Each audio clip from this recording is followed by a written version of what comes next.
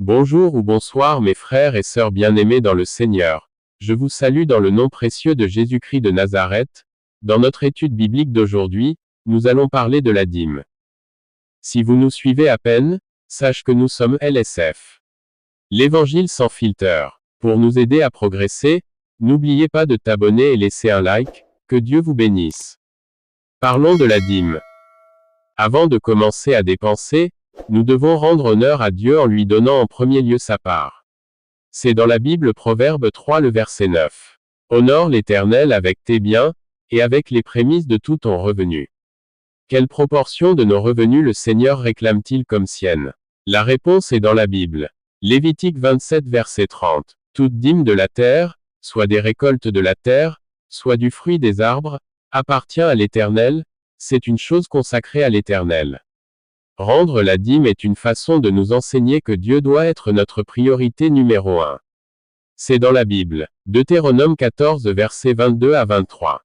Tu lèveras la dîme de tout ce que produira ta semence, de ce que rapportera ton champ chaque année. Et tu mangeras devant l'Éternel, ton Dieu, dans le lieu qu'il choisira pour y faire résider son nom, la dîme de ton blé, de ton mou et de ton huile, et les premiers-nés de ton gros et de ton menu bétail, afin que tu apprennes à craindre toujours l'Éternel, ton Dieu.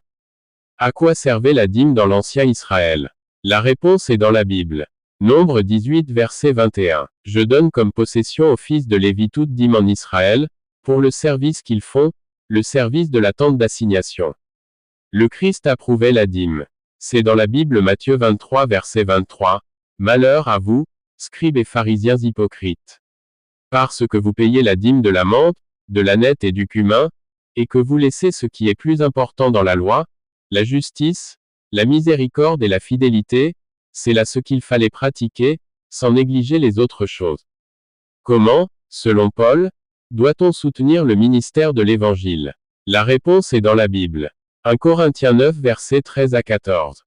Vous savez sûrement que ceux qui sont en fonction dans le temple reçoivent leur nourriture du temple et que ceux qui présentent les sacrifices sur l'autel reçoivent leur part de ces sacrifices. De même, le Seigneur a ordonné que ceux qui annoncent la bonne nouvelle vivent de cette activité. Quelle est la base fondamentale de l'exigence de la dîme? La réponse est dans la Bible. Psaume 24 verset 1. À l'Éternel la terre et ce qu'elle renferme, le monde et ceux qui l'habitent. D'où provient toute richesse? La réponse est dans la Bible. Deutéronome 8 verset 18. Souvenez-vous que c'est le Seigneur, votre Dieu, qui vous donne les forces nécessaires pour atteindre cette prospérité. Et il confirme ainsi, aujourd'hui encore, l'alliance qu'il a conclue avec vos ancêtres. Outre la dîme, que devons-nous apporter au Seigneur? La réponse est dans la Bible. Psaume 87, verset 8. Rendez à l'Éternel gloire pour son nom. Apportez des offrandes, et entrez dans ses parvis.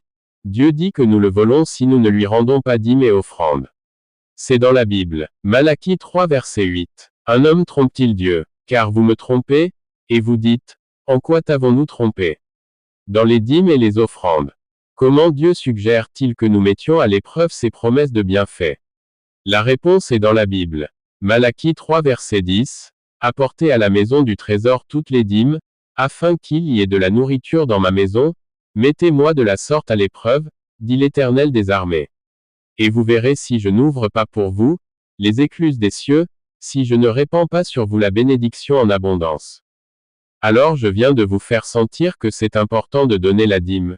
Dans les passages que nous venons de lire, c'est très clair que derrière la dîme il y a beaucoup de bénédictions, que Dieu nous réserve. Alors ne continue pas à voler les dîmes de l'Éternel. Si tu veux attirer la bénédiction dans tes entreprises. C'est là que nous arrêtons pour aujourd'hui. Merci de nous avoir écoutés. Que la paix de Dieu soit avec vous. N'oubliez pas de t'abonner et partager la vidéo s'il vous plaît.